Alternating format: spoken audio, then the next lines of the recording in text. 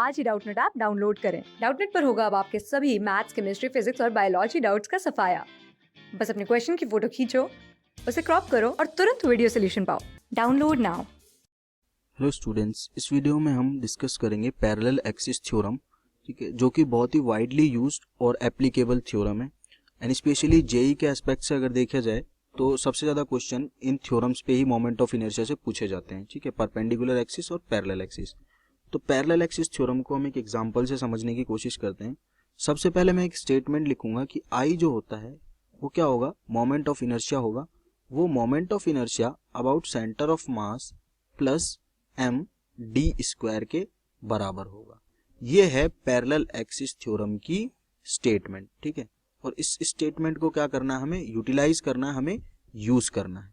कैसे, एग्जांपल से समझते हैं। देखो, मोमेंट ऑफ इनर्शिया जरूरी तो नहीं है हमेशा हमें किसके अबाउट पूछा जाए, हमेशा पूछा जाए एक पर्टिकुलर परपेंडिकुलर एक्सिस के अबाउट। देखो, परपेंडिकुलर एक्सिस थ्योरम का ड्रॉबैक ये है कि आपकी जो बॉडी है वो प्लेन में होनी चाहिए और उसके दोनों परपेंडिकुलर एक्सिस जो हो प्लेन में, उन्हीं के अबाउट आप क्या पता हो, मोमेंट ऑफ इनर्शिया पता हो, तभी आप तीसरी परपेंडिकुलर एक्सिस के about moment of inertia find कर सकते हैं।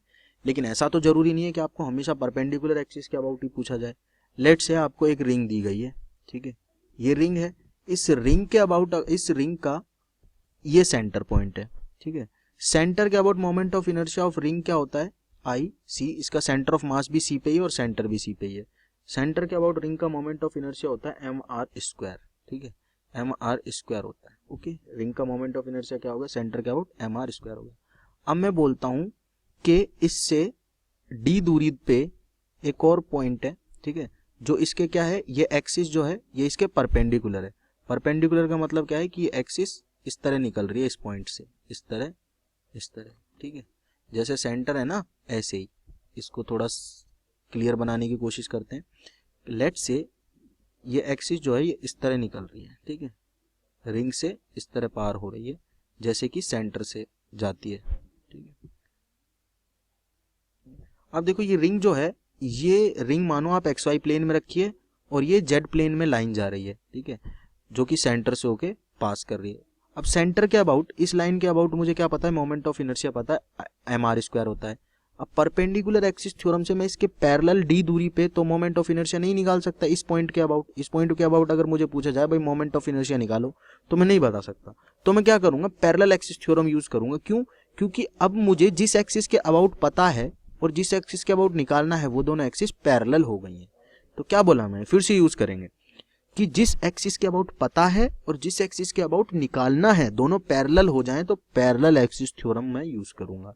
अब पैरेलल एक्सिस थ्योरम क्या कहती है कि जो आई होगा, मोमेंट ऑफ इनर्शिया होगा इसका, इस रिंग का इस एक्सिस के अबाउट, ठीक है, वो क्या होगा, वो होगा सेंटर ऑफ मास के अबाउट मोमेंट ऑफ इनर्शिया, यानी कि M R square. Centre of mass के अबाउट मोमेंट ऑफ इनर्शिया कितना होता है रिंग का, M R square, plus mass of ring, mass of ring M है, इनटू डी स्क्वायर। डी क्या है, दोनों पैरेलल एक्सिस के बीच की दूरी, तो ये हो गया डी स्क्वायर।